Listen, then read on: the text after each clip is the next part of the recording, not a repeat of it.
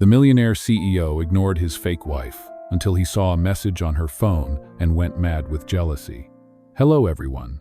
Please subscribe and turn on the bell to support our channel. It's free and helps us a lot. Where are you watching from? Tell us below. Now, let's get back to our story. Grayson Hale was the kind of man people whispered about the moment he stepped into a room cold, brilliant, impossibly rich. The youngest CEO in Hale Dynamics, a company spread coast to coast, he ruled boardrooms with the same precision he used to cut people out of his life. And sitting across from him on that gray Monday morning inside a private lounge overlooking downtown Chicago was a woman whose world couldn't be more different from his. Ava Morgan's fingers tightened around the strap of her worn purse, the fabric thinning from years of use. She still smelled faintly of chalk and old library books, the accidental perfume of a teacher who had just lost her job and didn't know how she would support the little girl waiting for her at home. "Ava," Grayson said, sliding a leather folder toward her, the weight of it heavy with the kind of offer no normal person should receive. "All I need is 6 months." His voice was even, neutral, like this was a business merger, not a marriage proposal. Ava swallowed, her pulse thundering in her ears. "You want me to marry you?" "On paper," he corrected sharply. "In public, you'll attend events with me. Wear the ring I give you. Follow the rules in the contract. In exchange, I'll provide financial support and legal assistance for your situation." The room seemed to tilt for a second. Her situation. He said it so simply, as if the fight for custody of her niece was just a line item on his schedule.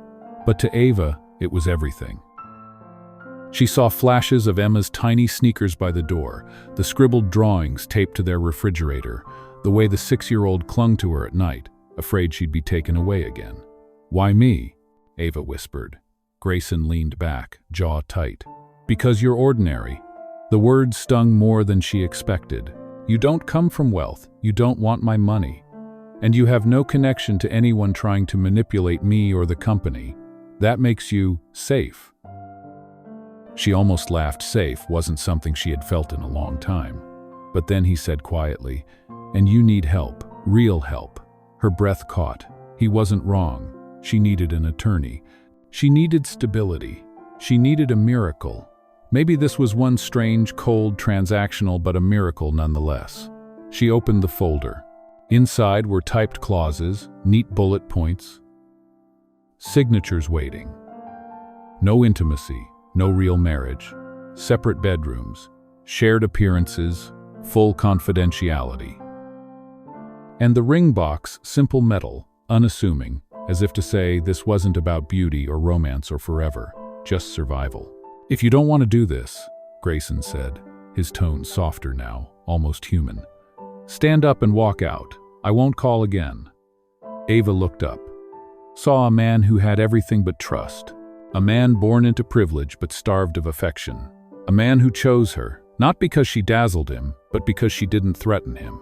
It wasn't love, it wasn't destiny, but it was a lifeline. She signed. The pen shook in her hand. Grayson took the contract, closed it, and for the briefest moment, his fingers brushed hers, cool, steady, unreadable. "Welcome to the arrangement," he said. And though Ava tried to breathe, a quiet realization settled into her chest. Nothing about this felt fake. Not really. Not the tension in his voice. Not the fear in her ribs. And not the strange pull between them she couldn't explain yet. But she would. Soon. Very soon. Grayson Hale did not believe in chaos. Yet the first morning of his contract marriage delivered exactly that the moment Ava Morgan stepped into his penthouse. The place was a world of glass, steel, and silence, perched 40 floors above Chicago. And Ava looked impossibly small standing in the wide entryway with her single-worn suitcase. Grayson glanced at the suitcase, then at her, and said in a toneless voice, "Your room is down the hall. 3rd door on the left." Ava nodded, clutching the strap tightly. She had expected coldness, but the emotional distance in his eyes felt sharper than she prepared for. As she followed him, the air smelled like coffee and polished marble, too clean, too perfect, too far from the life she knew. He stopped at her door, pushed it open with the precision of someone opening a file cabinet. "If you need anything, text my assistant, not me," he said. The words should not have stung, but they did. Ava stepped inside the room and froze. It was bigger than her entire apartment. Cream bedding, soft lighting, a view of Lake Michigan shimmering in the morning sun. Her throat tightened. For a second she forgot this was temporary, that none of this belonged to her. As she unpacked, a notification chimed on the sleek phone he had given her. Event schedule, Charity Gala Friday, mandatory. She sighed. This was her life now. A contract, a routine, a performance. By late afternoon, she wandered into the kitchen, hoping for tea. Grayson was there, tie loosened, sleeves rolled up, reading through a stack of reports. His eyes flicked up, surprised to see her. "The housekeeper restocks everything," he said curtly. "You do not need to do anything domestic here." Ava blinked. "I was just making tea." "You can call the housekeeper for that as well." The silence stretched. She turned to the stovetop anyway, refusing to let awkwardness chase her away. She reached for a mug on the highest shelf, stood on her toes, slipped, and the mug tumbled. Before she could react, Grayson's hand shot out, catching it midair with unsettling reflexes. He set it down, jaw tense. "You are going to break something," he muttered. She bit back a retort, but her cheeks flushed. "You could just say thank you," she said quietly. He paused. The words seemed to confuse him. Then he looked away. "Fine, thank you for not breaking the mug." She almost laughed, because that was probably the closest thing to humor he had displayed since she met him. Later, she brewed tea and stood by the window, watching the city pulse below. She felt his presence before she heard him. Grayson approached, stopping a respectable distance away. "Tomorrow," he said, "you meet the stylist. They will prepare you for Friday." "Prepare me?" she asked. "People in my world expect a certain image," he replied. "You will need to fit it." Ava's chest tightened, a familiar insecurity rising. "I am not pretending to be someone I am not." He studied her for a moment, something unreadable in his eyes. "I did not choose you for your pedigree, Ava. I chose you because you are ordinary, stable, predictable." She exhaled sharply. "Being ordinary is not a flaw."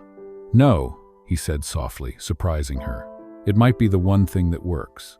She could not read him. Maybe no one could. By late afternoon, she wandered into the kitchen, hoping for tea. Grayson was there, tie loosened, sleeves rolled up, reading through a stack of reports. His eyes flicked up, surprised to see her. "The housekeeper restocks everything," he said curtly. "You do not need to do anything domestic here." Ava blinked. "I was just making tea." "You can call the housekeeper for that as well." The silence stretched. She turned to the stovetop anyway, refusing to let awkwardness chase her away. Yet she could not shake the strange heaviness in her chest, the feeling that this arrangement was already more complicated than either of them intended. And if she could feel that on day one, she wondered what would happen when the world started watching. The next morning began earlier than Ava expected, with a polite but firm knock on her bedroom door and a voice calling, "Miss Morgan, the stylist team has arrived."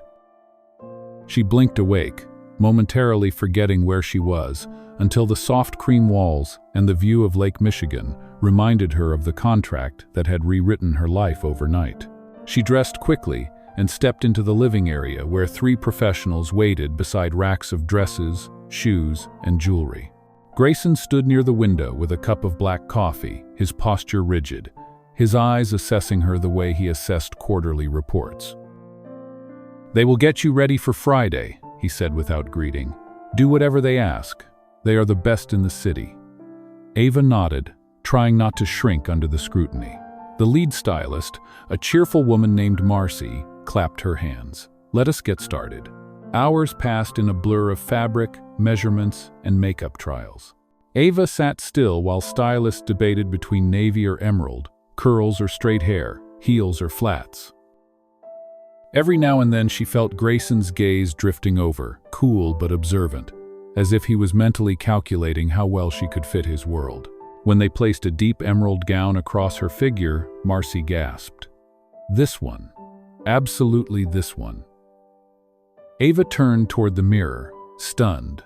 The woman staring back did not look like the exhausted teacher who had lost her job or the guardian fighting to keep her niece. She looked elegant, confident, but also like a stranger. When the team finally left, the penthouse grew quiet again. Ava stood by the dining table, touching the smooth fabric of the gown that now hung on a mannequin. "If you hate it, we can choose another," Grayson said from behind her. She turned. "I do not hate it. I just do not recognize myself." He studied her carefully. That is the point. His tone was not unkind, just honest. People will judge us. They will search for weakness. The more convincing we look, the less they try to expose the truth. Ava crossed her arms. "So, I am camouflage." For a moment, something like guilt flickered in his expression. "You are more than that," he said quietly, almost reluctantly. Before she could respond, his phone buzzed, and he excused himself to his office, leaving her alone with her thoughts. Later that evening, Ava wandered into the hallway and noticed a door slightly open. Soft light spilled through, along with the faintest melody from a piano. Curiosity tugged her forward. She pushed gently, and the door widened to reveal a private music room, warm and dim, filled with instruments and shelves of old vinyls. And Grayson, seated at the grand piano, playing a soft, haunting tune that did not match the rigid image he projected. She watched silently, unsure if she should interrupt. His shoulders were relaxed for once, his face unguarded, almost vulnerable. When he finally noticed her reflection in the piano's sheen, he stopped abruptly, hands hovering above the keys. "I did not know you played," she said softly. Grayson stood, the mask sliding back into place. "It is just a habit, nothing important." "It sounded important," she replied gently. He hesitated, then closed the piano lid with a careful touch, as if sealing away a part of himself he did not want anyone to see. "This marriage is not personal, Ava," he reminded her. "Do not read into anything." She wanted to tell him that music did not lie, but she let it go. As she turned to leave, he spoke again, his voice quieter. "We will rehearse tomorrow. The gala is our first appearance as a married couple. People will watch every gesture." Ava paused. "You mean pretend?" "I mean perform," he corrected.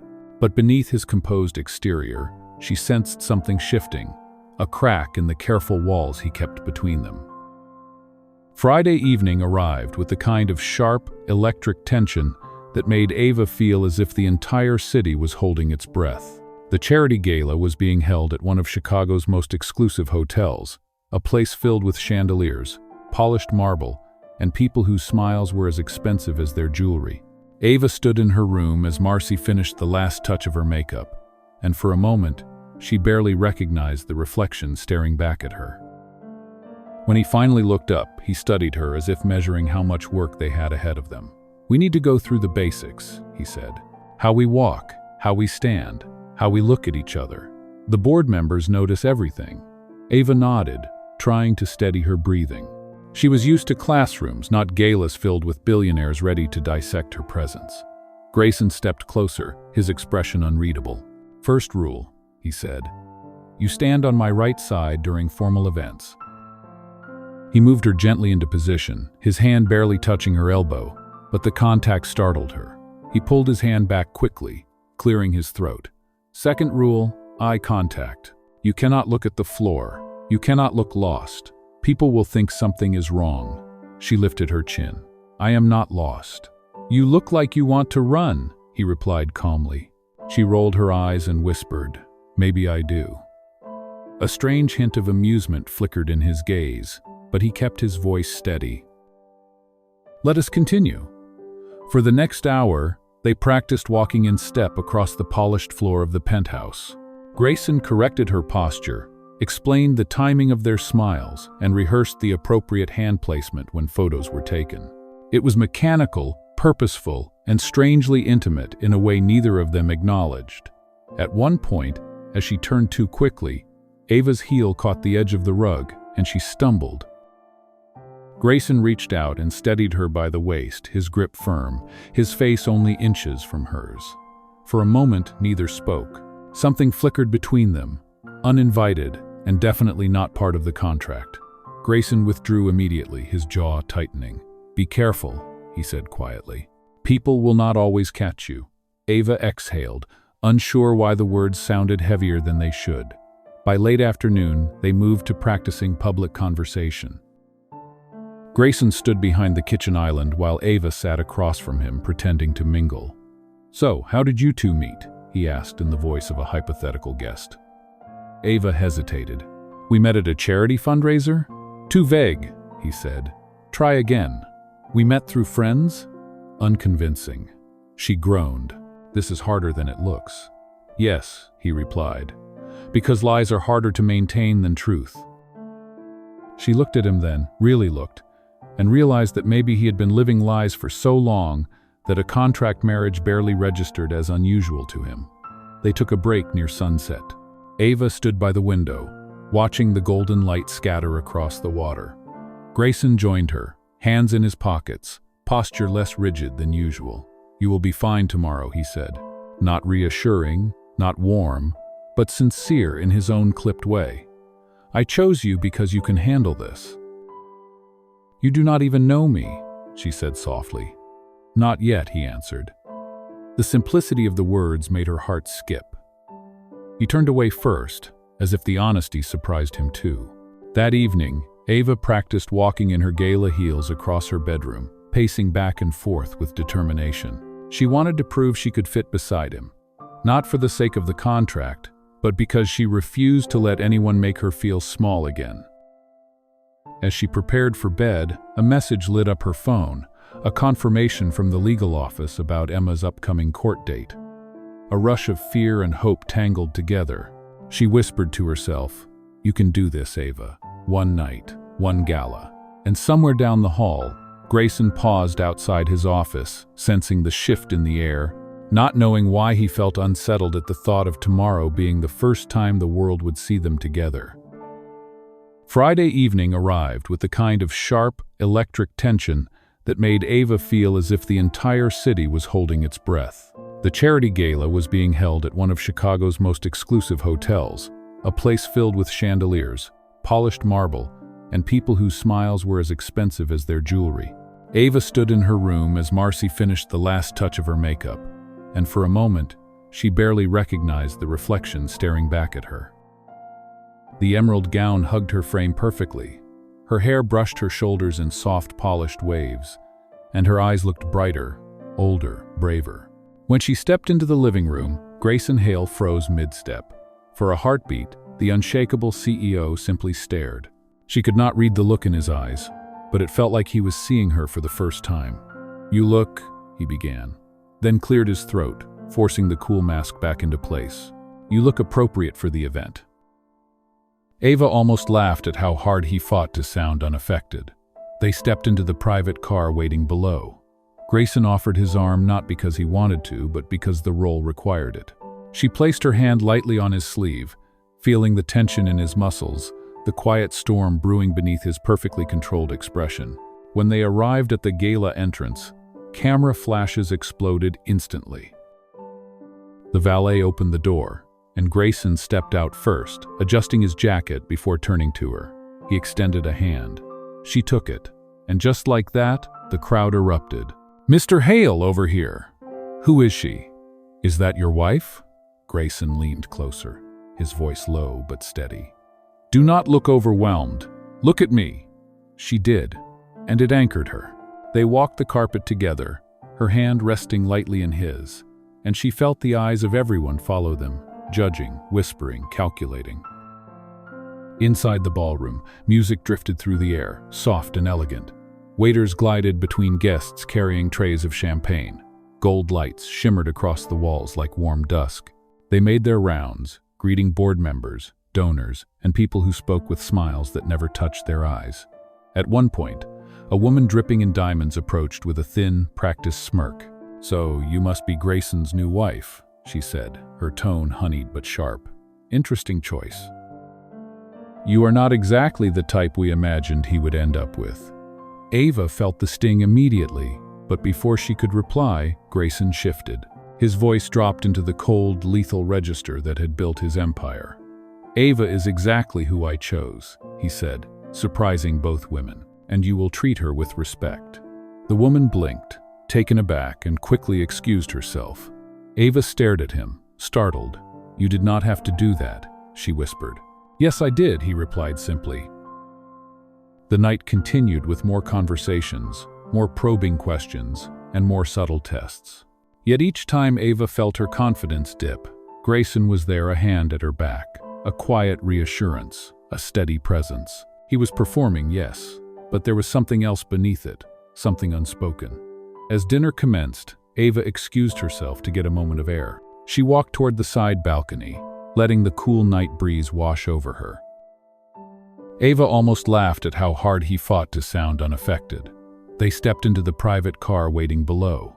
Grayson offered his arm not because he wanted to, but because the role required it. She placed her hand lightly on his sleeve, feeling the tension in his muscles, the quiet storm brewing beneath his perfectly controlled expression. When they arrived at the gala entrance, camera flashes exploded instantly. He stepped beside her, his voice gentler than she had ever heard it. "You are not just anything." For a moment, the city lights flickered between them like a quiet confession. But before anything else could be said, a familiar voice called from inside the ballroom. "Mr. Hale, we need you for the presentation." The moment broke. Grayson straightened, offered her his arm once more, and said, "Come on, Ava, it is time." As they walked back into the golden light of the ballroom, Ava felt something shift in her chest. A sense that this night was changing more than just their public image. It was changing the space between them, the fragile boundary where performance ended and something real began. When the presentation ended and applause filled the ballroom, Ava felt an unexpected swell of pride for a man she barely understood. Grayson had spoken with the cool precision of a leader who owned every inch of the room, yet every time his gaze flicked toward her, she felt a twinge of something warm, something dangerously close to real connection. As the evening stretched on, small conversations and polished smiles continued, but the distance between them seemed to shrink. By the time the orchestra shifted into a slow, elegant melody, several couples drifted onto the dance floor. Ava stood near the edge, watching the room glow beneath the chandelier light, when she felt a presence at her side. Grayson. He did not speak at first. He simply extended his hand. "It would look suspicious if we did not dance," he said, tone soft but steady. She placed her hand in his, and he led her onto the floor. His other hand rested at her waist, light but firm, guiding her into the rhythm. She tried to keep the moment strictly professional, but it was impossible to ignore the warmth of his touch or the way he seemed less guarded than usual. "You did well tonight," he said quietly. "Better than well." She looked up at him. "You do not have to flatter me. It is not in the contract." For the first time since she met him, he smiled, not the polite smile he gave the crowd, but something small and involuntary. "It is not flattery if it is true." The honesty in his voice made her chest tighten. They continued to dance, moving slowly across the floor in perfect step, and for a moment, the contract, the rules, and the distance between their worlds seemed to fade. But peace never lasted long in Grayson Hale's world. As they left the floor to rejoin the crowd, a man approached them, tall and confident, with a drink in his hand and an expression that hovered just shy of disrespect. "So this is the new Mrs. Hale," he said, eyeing Ava openly. "You clean up well." Ava stiffened, but Grayson stepped forward, his voice dropping.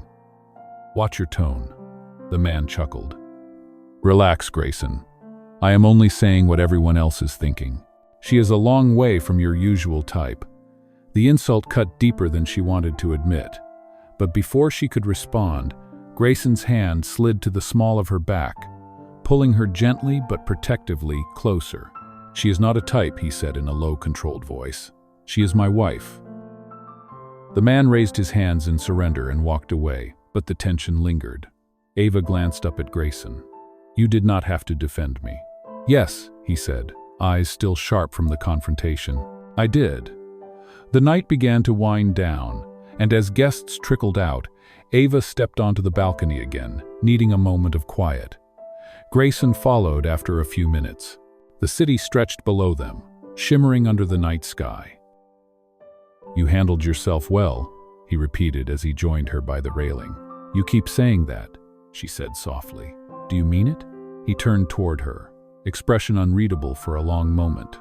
Then he nodded. Yes.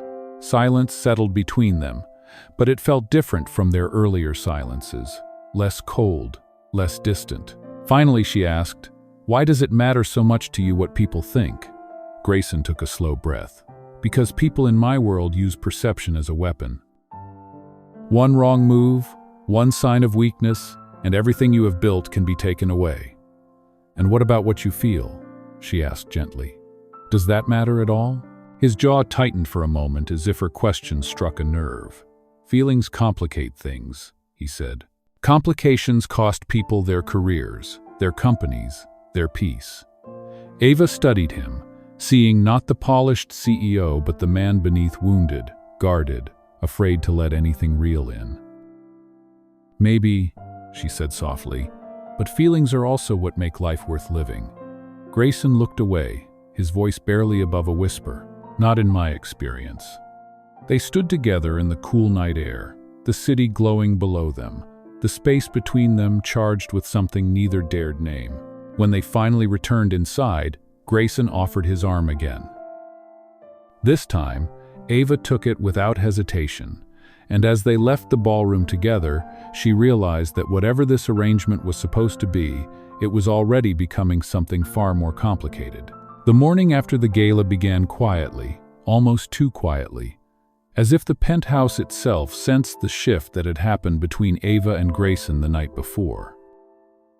Ava woke with a lightness she had not felt in months, a strange mix of relief and hope after surviving her first public event without falling apart. She dressed and stepped into the living area, expecting to find Grayson already buried in work, but instead she found the space empty and still, with his phone left face down on the counter, buzzing occasionally with muted notifications. She made herself tea, replaying the memory of their dance, the way his hand had rested at her waist like he was afraid to let go, the warmth in his voice when he told her she was not just anything. For the first time, she let herself wonder whether this arrangement might shift into something real. That fragile thought shattered an hour later when she walked past his home office and saw him standing inside, jaw clenched, eyes glued to her phone on his desk. Her phone. And she wondered how long those walls would last once the world began to see them together. The next day arrived with a tension Ava could feel before she even stepped out of her room, because this was rehearsal day, the day she and Grayson had to practice acting like a couple who actually belonged together. She found him waiting in the living room, dressed with his usual precision in a charcoal suit, reviewing notes on a tablet. "Who is he? Who is who? Do not play innocent with me, Ava," he snapped, stepping closer, waving the phone like it was evidence of a crime. "Who is messaging you about last night?" She blinked, stunned. "Grayson, give me the phone." "No," he said sharply. "Not until you tell me what you have been hiding." The betrayal in his eyes felt like a punch. "I have not been hiding anything." "Then explain the message," he demanded, anger rising with every word. "Explain why someone is texting you like you spent the night with him while you were supposed to be at my side." Ava stared at him, horrified that he had jumped to the worst conclusion. "I did not spend the night with anyone. You know exactly where I was. You were there the entire time. That does not mean you have not been lying to me," he shot back. "This marriage may be contractual, but you agreed to be honest." "And you agreed to trust me," she said, her voice shaking now. "But you have not trusted me since the moment we met." Grayson moved away, pacing like a man fighting a fire inside his chest. "I knew this was a mistake," he muttered. "I knew bringing someone from outside my world into this would blow up in my face." Ava felt her heart crack. "So now I am the mistake?" He ignored the question. "Who is he, Ava? Tell me the truth." She swallowed hard, hurt giving way to frustration. "Explain why someone is texting you like you spent the night with him while you were supposed to be at my side." Ava stared at him, horrified that he had jumped to the worst conclusion. "I did not spend the night with anyone. You know exactly where I was. You were there the entire time. That does not mean you have not been lying to me, he shot back. This marriage may be contractual, but you agreed to be honest. He messaged me because he needs paperwork updated before next week's evaluation. The color drained from Grayson's face, replaced by something rawer, more vulnerable. But Ava was not finished. Her voice trembled with emotion. You assume the worst of me because that is what you are used to. People lying to you, people using you, people betraying you. But that is not who I am. Grayson opened his mouth, but no words came out. For the first time, he looked unsteady, almost undone. Ava stepped back, tears burning her eyes. I trusted you enough to step into your world, to let you reshape my life, to let people treat me like I do not belong because I believed this contract mattered to you. But the moment something frightened you, you attacked me. Grayson finally found his voice, softer than before. Ava, I should not have. No, she whispered. You should not have. The silence that followed was heavy and suffocating. Grayson took one step toward her, but she stepped back. I need air, she said, turning away before he could respond. She left the office, left the room, left him standing in the aftermath of his own fear and jealousy. And as the elevator doors closed in front of her, Grayson Hale realized something with a cold, sinking clarity. He had not reacted because of suspicion. He had reacted because the thought of losing her had gutted him. And that truth terrified him more than anything else ever had. When the elevator doors closed between them, Ava felt the weight of the entire penthouse lift from her chest, only to be replaced by something heavier, something sharp and personal. She walked out of the building and into the late morning air, the cool breeze brushing against her cheeks as she forced herself to breathe. She was hurt, deeply hurt, not because Grayson had been angry, but because he had not even paused to consider that she might be telling the truth. She had stepped into his life with honesty, and he had greeted her with suspicion. She wandered to a small park across the street, sitting on a bench overlooking a fountain. Children laughed, dogs barked, and joggers passed without noticing her. And for the first time since she entered Grayson Hale's orbit, she felt invisible again. Maybe that was easier. Meanwhile, back in the penthouse, Grayson stood frozen exactly where she had left him, the silence louder than any argument they could have had. His phone buzzed repeatedly with notifications from the board, from his assistant, from the press, but he ignored every single one. All he could see was Ava's face when she said he had hurt her. All he could hear was the tremble in her voice when she said he should have trusted her. It took him 20 minutes to gather enough courage to do something he almost never did. He left his office without grabbing his jacket, rode the elevator down, and stepped outside into the sunlight, scanning the street like a man searching for something he had lost a long time ago. And he found her, sitting alone on that bench, shoulders drawn forward, hands clasped tightly on her lap. He approached slowly, unsure if he even had the right to speak to her. Ava, he said, his voice low. She did not look at him, not at first. When she finally turned her head, her eyes were red, but her expression was steady. I needed space, she said. Grayson nodded. I know. He sat at the far end of the bench, giving her distance. For a moment, neither spoke, the fountain's gentle splash filling the silence. Finally, Grayson exhaled, the breath sounding like it had been stuck inside him for years. I owe you an apology, he said, and the sincerity in his voice surprised even him. A real one, not the kind I give in board meetings. I was wrong. Ava's gaze softened just enough to show she was listening. He continued, forcing the words out even though they tasted like humility he had never learned to swallow.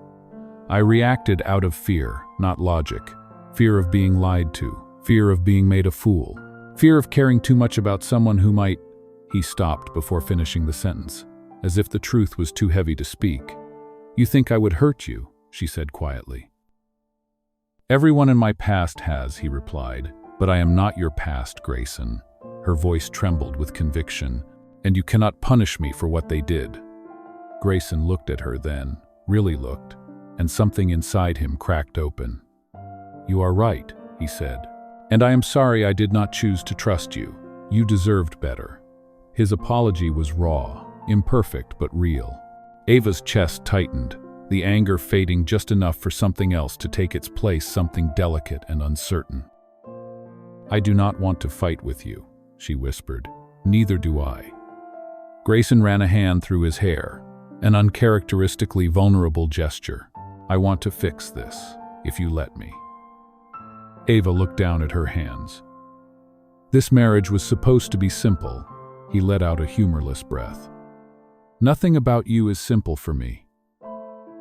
They stayed like that for a while, sitting together on the bench as the world moved around them, the tension slowly melting into something gentler, something that felt like the beginning of understanding.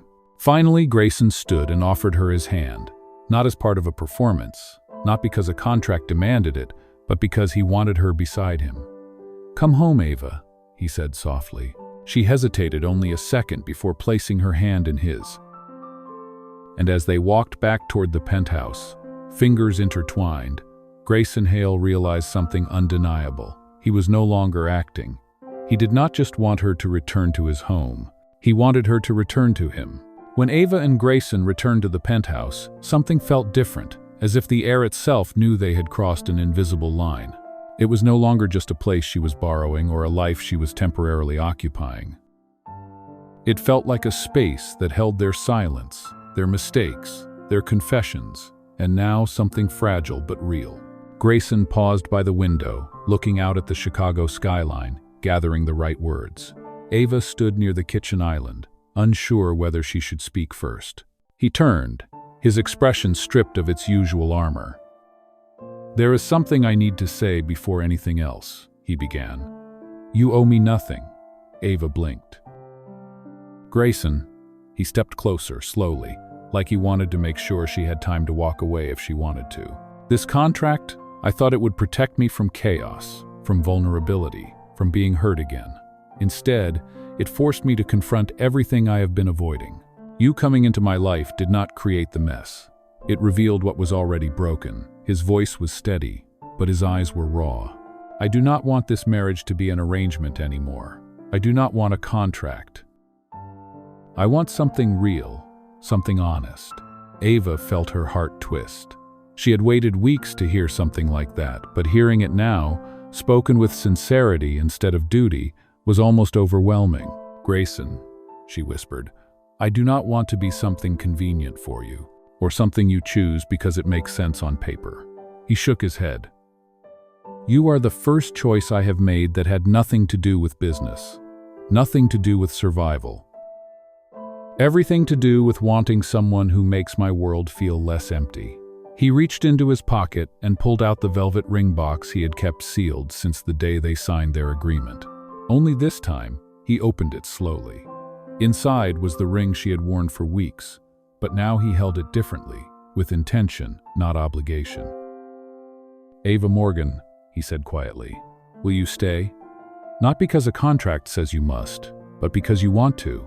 Tears gathered in her eyes, soft and warm, but not from sadness, from relief, from healing, from finally being seen. She placed her hand over his. "Yes," she said, "but only if we build something real together. No walls, no assumptions, no running when things get hard." He nodded, and for the first time since she met him, he looked utterly unguarded. "I can do that," he said. "I want to do that." He slipped the ring onto her finger again, but this time her breath caught because it felt right, like something earned instead of assigned. They stood together by the window as the city lights shimmered below, the moment soft and quiet, free from the pressure of pretending. Ava leaned her head against his shoulder, and Grayson exhaled like he had been holding his breath for years. "I am proud of you," he said softly, "for standing up for yourself. For reminding me that trust is a choice." She smiled. "And I am proud of you for realizing you do not have to face everything alone." They stayed like that for a long time, wrapped in a silence that finally felt peaceful, no longer heavy with fear or misunderstanding. It felt like a beginning. Not perfect, not polished, but real. And sometimes real was the most beautiful thing of all. If this story touched you even just a little, hit like so, the algorithm knows we still believe in kindness. Tap subscribe and the notification bell so you will not miss the next journey. I would love to hear your thoughts. What moment of giving once changed you? Share it in the comments below. Your story might become the inspiration for the next video. And if you think someone needs to hear this story, please share it with them. Thank you for spending your time here. See you again in the next story.